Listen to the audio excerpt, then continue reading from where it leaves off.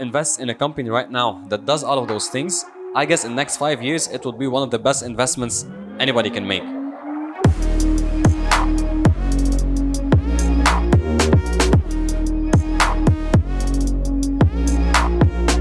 What is up everyone, Kamal Nehme here, and you're watching episode 5 of The Thought of Kamal. Basically, this is the main show that I experiment with, the main show that I wanted to be the main show, but till now I'm still experimenting with it. I'm still adding segments, removing segments, but for this video, because I posted a single post on my profile, asked you guys to ask me some questions, so in this episode it's gonna be all questions. So I don't want to make this intro too long. I want you guys to get the value right away. So I'm gonna jump into the post and read the first question. TikTok versus Yusuf. Yusuf Elias asked, TikTok versus YouTube, which one is the one to go? That is a very tricky question, and I'm gonna answer that. If we're talking right now, or let me say, if we're talking over the long term, I think right now YouTube is the safest place because TikTok still has place to grow. TikTok still has place to fail and still has time to grow and time to fail. So it's still not stable. It still doesn't have this big place on the market. Like YouTube already settled. YouTube's already the big dog. Everybody knows YouTube right now. But TikTok might do something wrong and become Vine 2.0. So there is a big chance of that. So I still do believe for the long term, YouTube is the way to go if you want to invest heavily in starting your career. But right now, at this moment, if you start on TikTok, like this is why TikTok is so good, because if you start right now on TikTok, you could, by the end of this month, or by the end of this year, you could be at 10,000, 50,000 followers if you actually create super good content. On YouTube, that is super hard, especially right now. So if my advice is start on TikTok, start creating content on TikTok, and then move on to YouTube. Or if you can create like the main pillar show, create something that is big, like 10, 20, 50 minutes videos, upload that on YouTube, and then if you can take out small clips of it and upload those on TikTok, so that way you're creating one piece of content, but then you're clipping it to match TikTok, and then you can tackle both platforms. But when it comes to organic growth, when it comes to organic reach, right now TikTok is the bomb. TikTok is killing it. But as I told, like you can start on TikTok and then move the traffic over to YouTube. A lot of people did that. So it's all up to you. Second question. What made you take a start and build your personal brand? What made me I started like actually building my personal brand in the quarantine and COVID. And what made me is when I actually found out that I can do it. When I actually found out how easy it is to grow, to share your voice, and especially when I found out Gary's content and the way he tackles it and the way he preaches how to do it, like this is where I knew that, okay, I'm gonna do this. I started doing graphic design content back when, like in 2019, in November 2019, and post after post after post, I started to develop my own way of talking. I started to consume Gary's content, and I started to actually form an idea of what I want to do on the platform. So I always knew that I want to talk to the world. I want people to know who I am. I want an audience. I want to have this big megaphone and people listening so that I can share my thoughts or share what I know. But I never knew it's that easy to start, or this is what I have to do, until I actually went online, consumed some content, and actually started. Let's move on to the other one. I fell down the space of industry rabbit hole this week. Interested to know what people think about it and how they predict it will develop. The space industry. I'm someone that is super interested in like space things. I always try to look at the space like wishing that I would see like a shooting star or something, but I don't, because I live in the middle of the city, so there's a lot of light pollution. I barely see any stars, but I'm really fascinated in space and planets and stuff like that. Like I used to have an application that told me each planet, when will it be visible from Earth, and where will it be in what hour. So I used to wait that and go outside and see Mars, for example. It was just like any other star.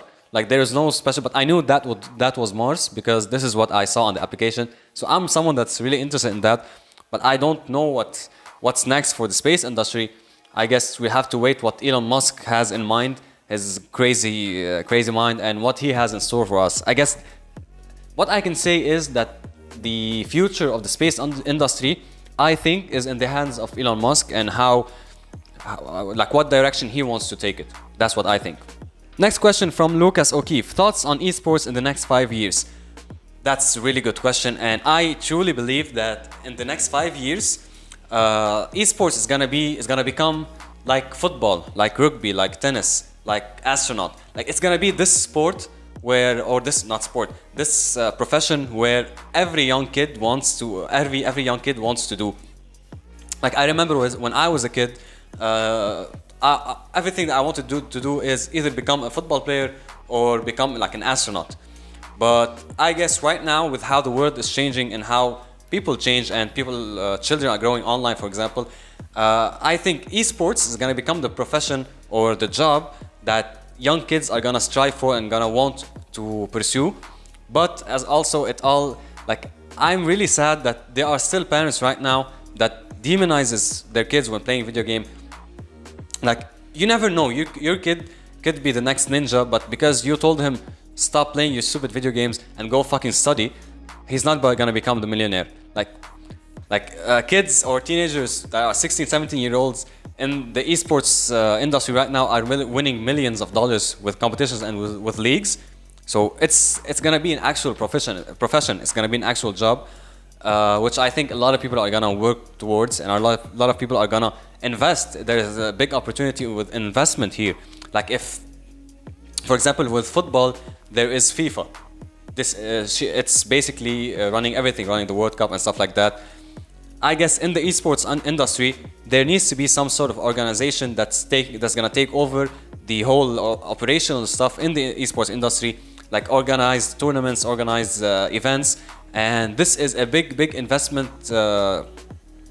opportunity. Like if you can invest in a company right now that does all of those things, I guess in the next 5 years it would be one of the best investments anybody can make. Isabella, yes, I love chatting about amazing topics. Okay, same here. I have one for you. How does your dream life look like? How does my dream life look like? That's actually very interesting.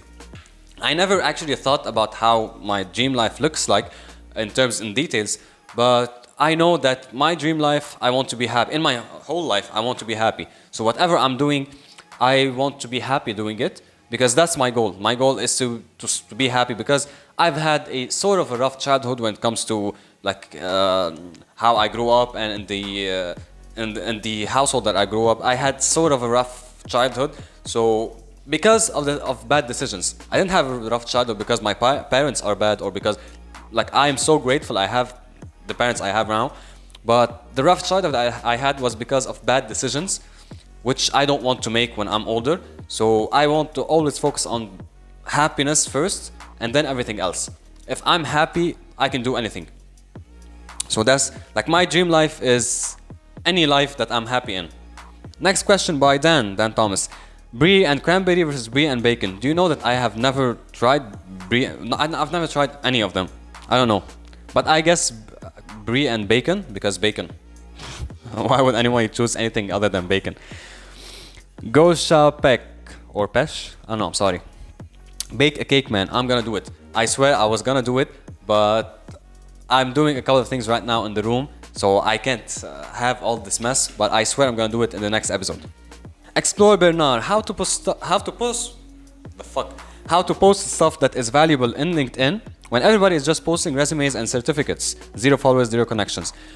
LinkedIn is an amazing place right now to grow with amazing organic reach. The way to do it is to just post. Like you have two choices. Either you post what you want and let everybody else follow, or you just don't do anything. Like that's that. My advice to you is keep on posting what you want to post. Keep on posting. Keep on tackling, because when the way the platform moves is up to the people. It's not up to what LinkedIn wants. Like LinkedIn doesn't decide how the platform develops. It's the people. It's how the people use the platform that dictates how the platform will move and how will it shift. So if people start posting actually educational content, LinkedIn will start to optimize their platforms for those types of content. If people don't post these types of content and they keep on posting certificates and the resumes, they're gonna optimize their platform for that. Like everybody was posting at the start of Instagram, everybody was posting pictures of their food with filters. But because somebody out there decided to post a video somebody out there decide to post a talk show, somebody out there decide to post an educational piece of content, so now people did it, and people started to see everybody doing it, and they started to do it, and thus the platform developed to what it is right now. So the people actually decide how the platform moves and how it shifts, unless like the platform decides to do something that is way out of the people's beliefs or how the people use the platform, which will lead to the platform being dead. Like, this is it. This is how the platform grows and develops. Even LinkedIn right now, like I guess a year ago, LinkedIn has had no piece of content. You just post your job posting or connect with people, and that's it. But right now there are a lot of people that are creating content on LinkedIn and actually it's becoming like Facebook. So you do you, post what you want, you post what feels right for you and feels right for the platform. But ultimately keep on focusing on how you convey your message, and then don't worry about how the platform reforms, because people will change the platform. So that's my answer for that. That's my answer for that, not answer. Insta marketing girl, I want to know how to sell digital products when you have less than 1K. Interesting topic. Selling digital products is not my best trait or not my best skill. I haven't developed it, and I don't want to, because it's not in my beliefs. I don't want to sell any digital product online. I posted a video, a new Car Talks episode, on why I don't want to sell courses. If you want to check that out, I'm gonna link it somewhere here. But it's like, it's not about the number of followers. If you have 1K or if you have 10K or if you have 10 million followers, it's not about the number of followers that you have. It's about where these followers come from and what are the relationships what is the relationship that you have with them. So if you have 500 followers that are all organic, they all came because of you, they're all connected with you, you can sell you can sell digital product for all of them. 10% will buy, and then you can make your income. So it's not about the number of followers. It's about how is your relationship with them, how you took them with you, how did you communicate with them, and why they are following you, and if they are actually connected or they're just following you because you follow them back. So it's not about the number, it's about the quality of the followers. Income Doctor, what are your thoughts about the thought of Kamal? That's good. My thoughts on the thought of Kamal, it's a show where I'm experimenting a lot of things. It's a show where I'm trying to make it like the main show in my brand or in my channel or in my overall brand.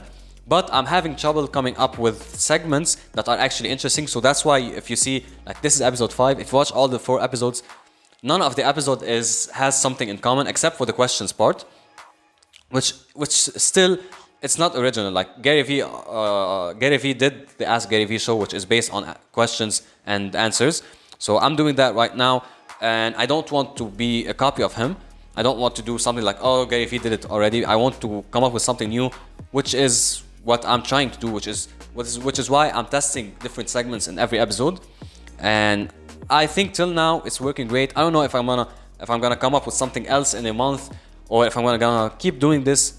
But what I know is that I'm always aiming to have this one show on my channel or on my brand or within my brand that is gonna be done consistently every week, that is gonna represent who I am. Till now, it's the thought of Kamal. It may stop, it may continue, but till now I'm dedicated to doing this and continue on doing it. This episode is only questions because I've gotten a lot of questions, but in the next episodes I'm gonna try to spice things up and try different things. IFAS content, how to combine personal and business brands. I don't think they should combine. Like, they are a different thing for a reason. It's like one is a personal brand and one is a business brand. You could have an amazing personal brand and an amazing business brand if you have a business. So for example, for me, I'm gonna build my agency. I'm gonna build a brand for my agency, but it's gonna be separate from my personal brand. But I'm gonna use my personal brand as the top of the funnel piece of content, or top of the funnel account, or way to interact with people, which will lead to people knowing about my agency, which will lead to new clients, which will grow the business brand. So you can do both, but I don't think it can be done at the same place. And I do think as well that personal brands always go above business brands. it's known. Like when if you see Gary Vee, he has 8.5 million followers. His agency or his businesses have way less than him. If you look at Grant Cardone, for example, he has I don't know how many million followers, and his businesses have way less. Personal brands always come out on top because people connect with people way more than they connect with brands or with logos or with business brands. So your personal brand is definitely gonna attract way more eyeballs to you, but it's your turn to switch. It's your how you transfer those eyeballs and throw them onto your business brand. It's how you communicate and how you do it in a very smooth way that actually builds both at the same time. But I do think that personal branding or personal brand is always on top of a business brand. Okay, so this is going to be the last question for this episode. I still have a lot of questions, but I'm gonna keep them for another episode. The last question is from Bfoot. I would really love to know how you got your first 100 or maybe 500 followers. How was your start?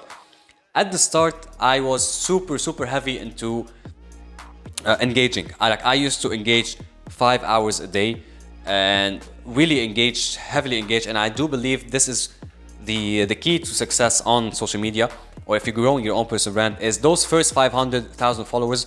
Those are going to be the base of your brand. If you have those wrong, every new follower, every growth is going to be unstable. So if you're going to build a house, you're going to build the foundation first and then move on to the first, second, third floor. The foundation is those first 100, 500,000 followers.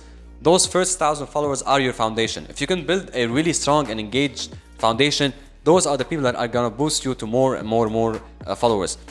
Like right now, if you go into my profile, I have almost 7,000 followers. And if you look at my posts and if you look at any older posts when I was below 1K, you see a lot of familiar faces. Those people that are always committed to you from the start, those are people that are gonna boost you. Those are the people that are gonna keep on supporting you and actually keep on, like they encourage other people to support you as well. When people see people supporting somebody, they are more encouraged or more inclined to actually support them as well. So I think you have to really focus on those first 100 to 500 followers by engaging with them.